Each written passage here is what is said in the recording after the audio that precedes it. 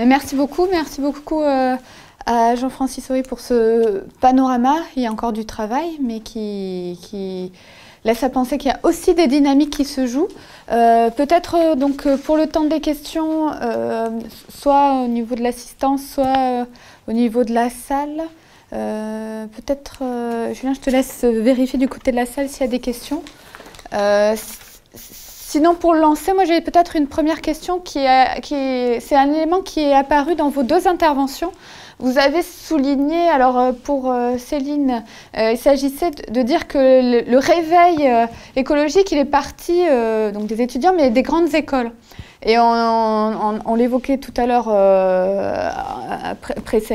tout à l'heure, sur les différentes manifestations qu'il y a eu au niveau d'AgroParisTech, Polytechnique, de certains étudiants aussi dans les grandes écoles qui, lors de la diplomation, ont émis des réserves. Est-ce que vous pourriez nous expliquer pourquoi cela part des grandes écoles et pourquoi cela part moins des universités? Pourquoi cette dynamique elle est poussée par les grandes écoles? Alors, je ne sais pas qui veut répondre en premier. Enfin, si Céline souhaite, sinon j'ai des éléments partiels de réponse et puis on pourra compléter. Allez-y. Voilà, je ne sais pas si ça part, en tout cas c'est plus facile. Parce qu'à l'origine, il y a quand même un travail collectif, hein, le référentiel plan vert, et alors, ce qui s'appelait à l'époque le canevas plan vert et qui est à mon sens un outil qui était vraiment bien fait et qui a été, je pense, mis de côté, ce canevas de plan vert qui permettait d'éclairer sur de faciliter à mon sens la production d'un vrai document stratégique, ce qui manque aujourd'hui. Et ce canevas de plan vert, qui a été fait en 2009, parallèlement au référentiel plan vert, n'a pas été réactualisé alors que le référentiel, lui, a évolué, est devenu référentiel des DRS. En tout cas, à l'époque, il y a bien eu un travail commun avec les étudiants, les grandes écoles et la CPU. Je pense que c'est plus facile dans les écoles. J'ose pas dire parce qu'il y a peut-être plus de moyens, mais on voit peut-être davantage l'intérêt de la communication, surtout il y a 15 ans, parce que les écoles déjà communiquaient beaucoup plus que les universités à cette époque, avaient compris, à mon avis, le sens de ces enjeux, de par leur existence même, hein, voilà, en tant qu'école privée, ESPIG. Je pense que c'était plus important que les universités à l'époque. Et elles ont rapidement mis les moyens dans les écoles pour créer avoir des chargés de mission, en tout cas des collègues qui ont porté ce développement du DDRS. Et c'est vrai qu'ils sont aujourd'hui acteurs. Enfin, 37 établissements labellisés, dont seulement cette université. L'effet de taille joue, mais il y a aussi les moyens. C'est-à-dire qu'elle est, quand on met autant de moyens, puisque peu de moyens sont mis dans l'université à mon sens aujourd'hui, ça dépend. Il y en a beaucoup qui sont mis à Marseille, à Nantes ou d'autres. Je les cite en toute amitié, ils font des choses super. Mais les moyens sur une petite structure, si on en met autant qu'une université, ça a tout de suite plus d'impact, quoi. Hein. Bon, voilà, je ne sais pas si mon collègue veut compléter. Je vais répondre par une expérience personnelle. Moi, avant de devenir enseignante-chercheur, j'ai déjà été responsable développement durable. Enfin, je me suis chargée de mettre en place le développement durable dans une entreprise privée, un grand groupe bancaire français. Puis, je suis devenue enseignant-chercheur. J'ai pas trouvé tout de suite de place à l'université, donc j'ai enseigné pendant 2 ans dans une grande école de commerce et j'étais chargée du développement durable. Et quand je suis arrivée à l'université, j'ai été chargée de mission environnement, développement durable. Donc, j'ai pu voir de près à la fois ce qui relevait de la recherche et de l'enseignement, mais aussi de l'administration, de la mise en place en fait d'une politique et d'une démarche RSE, DD ou transition écologique à l'intérieur des établissements. Alors, il y a un effet de taille, c'est clair. Mais il y a aussi un certain nombre. Alors, il y a des choses qui sont de l'ordre des blocages administratifs. Je veux dire, quand on parle, par exemple, pour une université, il faut parler marché public. Donc, on a des temporalités qui sont de 3, 4, 5 ans. Vous avez des services qui sont quand même très spécifiques, avec d'un côté une volonté politique qui est au niveau de la présidence, mais de l'autre côté, tout ce qui est du personnel administratif, BIATS, etc., qui assure un autre régime. Donc, c'est beaucoup plus compliqué. Alors que finalement, de mon expérience dans une grande école de commerce ou ailleurs, vous avez en fait des équipes qui sont restreintes, qui sont aussi soumises, et il faut le dire, et je pense que c'est important, à une labellisation internationale. C'est-à-dire que moi, j'ai vécu les premières labellisations EQUIS et ACSB.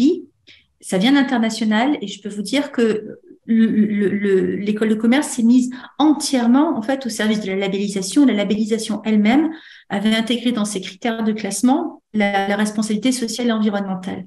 Donc, entre d'un côté une taille réduite, un plus fort ancrage aussi au niveau territorial et entrepreneurial. Les entreprises sont des gens qui, enfin, tout de suite, il y a eu des chaires industrielles ou ce genre de choses sur l'environnement. Donc, elles ont poussé. Les labellisations internationales et aussi une dimension internationale. Vous voyez, par exemple, ESSAI, qui est la High Education Sustainable Initiative de l'ONU, de l'UNESCO, ou alors l'équivalent, mais pour les écoles de commerce, qui s'appelle le programme PRIME, sont issus, par exemple, de l'initiative du Global Compact de Kofi Annan en 98, pour répondre en fait à la demande de Corporate Social Responsibility, enfin RSE, des entreprises. Donc finalement, les entreprises s'y sont mis, les grandes écoles, les business schools, etc., s'y sont mis, et 2 ans après en fait, et tout ça est mélangé au niveau international, et ensuite tout ça diffuse au niveau local. Et on a beaucoup moins cet ancrage international dans les universités. Je suis dans une très, très grosse université qui fait beaucoup de choses. Mais on a énormément, la taille est énorme, donc on le fait, et on le fait profondément, mais on met beaucoup plus de temps. On a moins d'agilité pour des effets de taille, et puis il y a aussi beaucoup plus de résistance, je pense, quand on est face à 2000 professeurs qui doivent déjà croire au fait que ça existe. Ensuite, commencer à l'intégrer dans leurs enseignements, ben, on a une grosse résistance du corps enseignant à ce genre de choses. Et quand je vois, par exemple, des écoles comme l'INSA, ou comme Audencia, ou comme ingénieurs, grandes écoles, etc., qui, elles, se disent, allez, hop, pendant une semaine, c'est ce qu'ils ont fait pour le Shift il y a 2 ans, pendant une semaine, tout le monde a stoppé les cours, tout le monde a stoppé les examens, et tous les professeurs, le corps enseignant était là. Et en fait, pendant une semaine, ils ont réfléchi tous à comment est-ce qu'ils pouvaient intégrer ces enjeux dans leur dispositif et leurs propres cours. C'est quelque chose qui est très difficile de faire quand on est 1200, 1300 enseignants, qu'il y a autant de vacataires, ou beaucoup plus, on est une centaine de composantes et de départements différents, etc. Il y a des dynamiques d'échelle qui sont très complexes. Et puis, il y a peut-être aussi une moindre prise avec l'entreprise qui, elle, pousse beaucoup à ce genre de choses. Donc, moi, ce que je vois, c'est que l'université, notamment au niveau présidentiel, il y a vraiment une ambition et une envie, mais que c'est difficile après sur le terrain à faire bouger concrètement. Et là, les étudiants peuvent pousser, mais c'est vrai qu'on a des étudiants qui sont moins organisés. Individuellement, par exemple, je vois, moi, mes étudiants, ils sont tous dans des associations, ils militent tous. Enfin, depuis 2 ans, de l'après-Covid, j'ai un changement de profil étudiant. Tous les étudiants que j'ai eus enfin, il n'y en a pas un seul qui a dérogé à la règle. Ils travaillent tous, ils ont tous un job d'étudiant à côté, parce que ça coûte très cher aujourd'hui pour un étudiant en Master 1, en Master 2. Donc, il y a ça. Et puis, tous, ils ont aussi, c'est le deuxième effet Covid auprès du tout petit échantillonnage que sont mes étudiants, ils ont tous, en fait, des activités de militance associative à côté. Donc, ils sont là, mais ils sont peut-être moins organisés, moins revendicatifs que certains étudiants comme AgroParisTech qui ont publiquement profité de la remise des diplômes pour déclarer leur bifurcation ou ce genre de choses. Donc, on retrouve la même envie, mais une moindre organisation et du coup aussi une moindre pression. Merci. Julien ? Une question qui est peut-être plus sur la communication environnementale. La communication environnementale, elle peut être descriptive, mais elle peut aussi servir à transformer à transformer. Vous avez parlé de modifier, orienter les consciences, modifier les comportements. Et du coup, ça renvoyait à des questions éthiques qui ont été évoquées d'ailleurs par vous deux, là, les questions éthiques. Et est-ce que vous pourriez préciser les règles de déontologie par rapport à ça? Vous avez évoqué des règles de déontologie, mais sans les préciser. Alors, je me permets de commencer. Déjà, vous précisez le genre de projet sur lesquels on travaille. Donc moi, par exemple, actuellement, je suis sur 4 projets scientifiques différents, nationaux.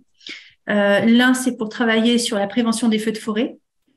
On le termine, celui-là, il se termine au 31 juillet. Donc, on travaille avec les scientifiques de l'INRAE et on est sur 3 laboratoires scientifiques et mon laboratoire est en charge de mettre en place le dispositif de prévention. Les obligations légales de débroussaillage ne fonctionnent pas bien, etc. Donc, si vous voulez, oui, on est sur des dispositifs d'influence, mais on est sur des dispositifs d'influence pour du commun et pour de la protection générale. J'ai travaillé également sur des questions de pollution de l'air avec notamment la fédération Atmos et les microcapteurs et tout ce genre de choses. Je suis en train de travailler sur un projet qu'on va déposer l'année prochaine sur la sensibilisation aux grands enjeux qui existent sur l'océan. Donc les fonds marins, mais aussi la pollution plastique, les littoraux, l'air des herbiers de Posidonie, ce genre de choses. Et puis, je travaille également sur toutes les questions de sécheresse, d'eau, et par exemple de réutilisation des eaux usées. Donc là, si vous voulez, on est sur des problématiques qui touchent des problématiques communes et il n'y a pas de question d'influence ou de déontologie, sinon plutôt des questions on regarde l'état de la connaissance scientifique, on regarde l'état de connaissance, d'appréciation et de perception du public et on essaie de faire en sorte que ces deux mondes-là se parlent et que les informations circulent. Donc, ça, c'est une chose. Maintenant, comme vous l'avez dit tout à l'heure, il y a des questions donc il n'y a pas vraiment de questions d'éthique dessus, il suffit juste de travailler sur les constats scientifiques et à partir de là, d'essayer de rétablir en fait une vérité qui est oubliée et qui ferait du bien à tout le monde, enfin, qui serait nécessaire à tout le monde pour éviter des grands feux de forêt ou des pollutions plastiques importantes avec quelques petits gestes qu'on appelle des éco-gestes. Maintenant, il y a d'autres questions qui sont effectivement des questions d'influence ou des questions qui se posent. Par exemple, là, c'est plus au niveau de mes cours quand on est ou par exemple, j'ai fait tout un travail moi sur le greenwashing et sur les questions en fait suite à la Convention citoyenne pour le climat en fait. Comment est-ce qu'on pose le curseur? Qu'est-ce qu'on tolère, qu'est-ce qu'on ne tolère pas en termes de messages publicitaires, etc. Où se trouve la limite, etc. Et là, c'est un travail de collaboration en fait avec les associations et avec les professionnels pour essayer de comprendre quels sont à la fois les enjeux de la profession et si, par exemple, on interdit, tout bêtement, il était question à un moment donné d'interdire toutes les publicités des produits qui avaient un éco-score qui n'était pas de l'ordre du A ou du B. Alors, très bien, c'est une très bonne chose. Le problème, c'est que derrière, il y a des questions, la presse quotidienne régionale vit de la publicité. Donc, vous enlevez cette publicité de la presse quotidienne régionale et plus des 2/3 des quotidiens régionaux, Ouest France, Midi Libre, La Provence, Dauphiné Libéré, Le Républicain Lorrain, enfin, beaucoup de titres de presse, du coup, vont être en grande difficulté financière. Donc là, oui, il y a des questions de déontologie. Là, oui, il faut regarder concrètement jusqu'où on va. Et là, on est aidé aussi par des juristes dans ces cas-là pour savoir finalement d'un côté où sont les enjeux écologiques, quelles sont les questions de communication qui se posent et quelles sont les questions d'équilibre financier. Ma partie est uniquement sur les questions de communication. Mais on est sur en général des collectifs interdisciplinaires. Je ne sais pas si j'ai bien répondu à votre question. Et donc, il y a des règles. Il existe des règles. Vous pouvez notamment aller consulter les argumentaires publicitaires qui sont en disposition libre sur l'autorité, l'ARPP, à l'ADEME aussi, sur le guide de la communication responsable, ce genre de choses. Le 15 juin prochain à Paris, il y a le congrès de la communication responsable avec tous les professionnels, les académiques et les agences et les distributeurs en fait, en termes de communication. Vous voulez compléter? Non, je ne crois pas que j'étais appelé à compléter. Je crois qu'on a peut-être une question ou un commentaire de Claudia Paris. à distance. Oui, bonjour. Bonjour à tous. Ouf, excusez-moi, le fond d'écran est un peu violent. Il est peut-être changé. Je ne m'étais pas rendu compte. C'est un détail. Oui, bonjour à tous. Donc, je m'appelle Claudia Paris. Je suis vice-présidente RSU de l'Université des Antilles et maître de conférence en sciences de gestion.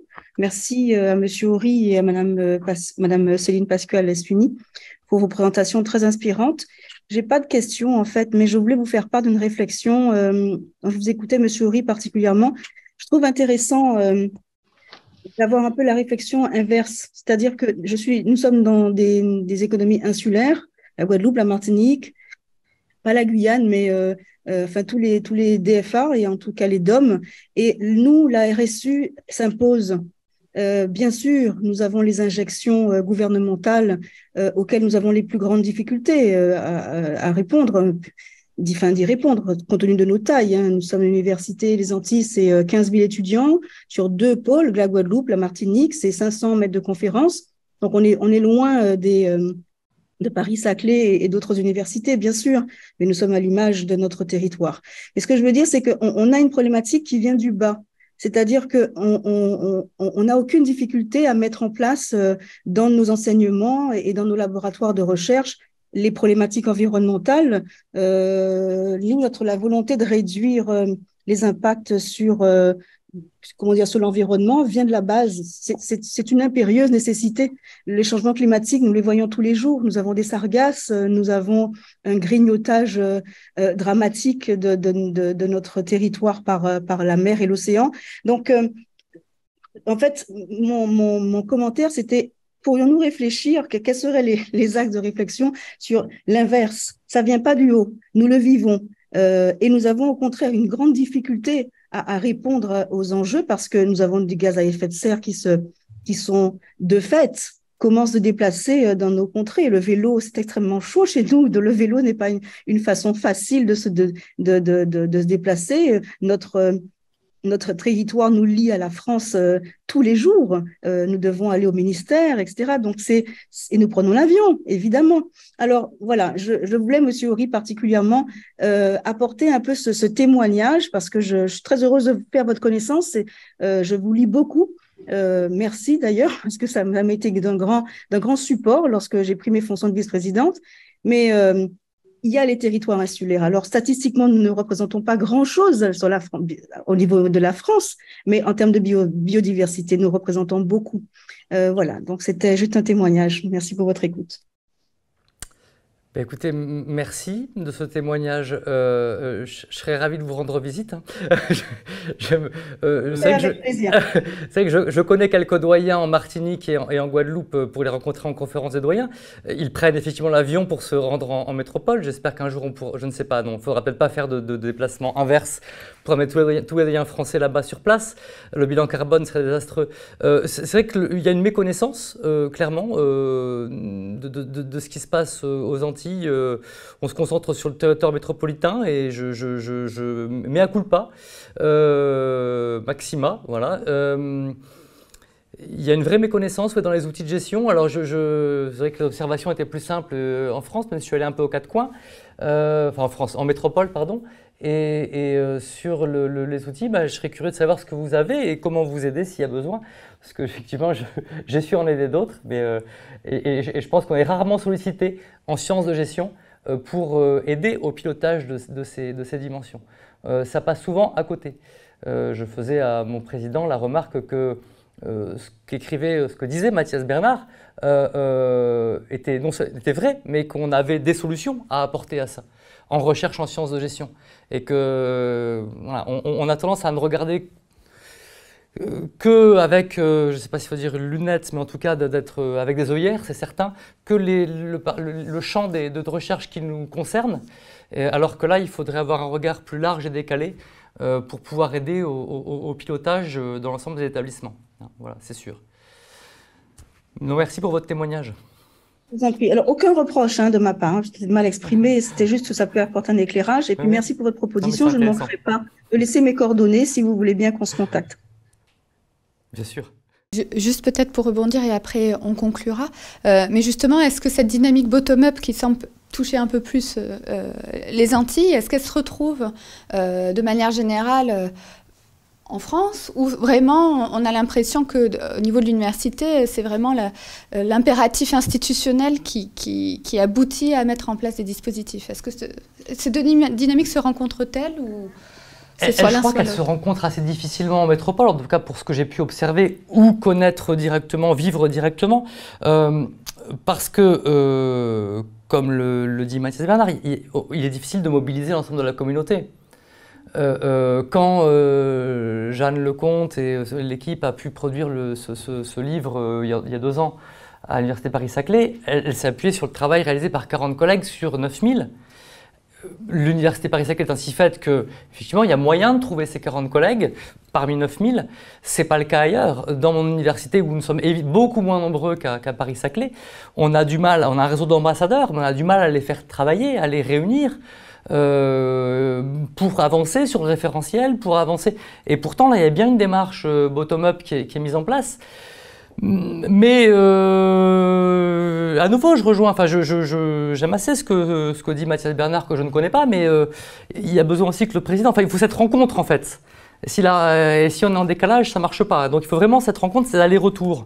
Je pense aussi qu'il faut vraiment questionner alors les parties prenantes. Je me suis appuyé sur j'ai évoqué des théories qui partent de la base. Les parties prenantes au cœur. On peut pas on fait tout ça pour montrer une performance. Et si on ne prend pas si on ne fait pas attention à ce que veulent les étudiants, à ce que veulent les personnes, à ce que veulent les partenaires, les collectivités, les métropoles, la région, on passe à côté. Des fois, ces besoins sont orthogonaux aussi, ces attentes sont orthogonales. Donc, il faut arbitrer entre les attentes des parties prenantes et y répondre. Donc, il y a de l'arbitrage politique, mais il ne faut surtout pas penser à la place des parties prenantes ce que l'on pense bon pour elles. Voilà, donc les deux démarches sont bonnes. Je crois qu'on a besoin d'aller-retour entre la gouvernance et le terrain pour mettre en place ce genre de politique, très clairement. Mais peut-être en guise de mot de conclusion pour moi, je pense que tout est, parce que je me suis arrêté brutalement sans conclusion, aujourd'hui tous les voyants sont au vert. La structuration existe, ou en tout cas on sait la faire, même si elle n'est pas toujours adaptée ou finalisée. La volonté politique, elle est affichée. Mais encore faut-il qu'elle soit réelle. Il y a des éléments pour construire des outils de pilotage d'évaluation de la RSU. On sait les faire, même s'il y en a peu. Il y a la recherche en transition écologique, en développement durable, dans toutes les disciplines. Mais par contre, ce qui manque, c'est souvent le transdisciplinaire.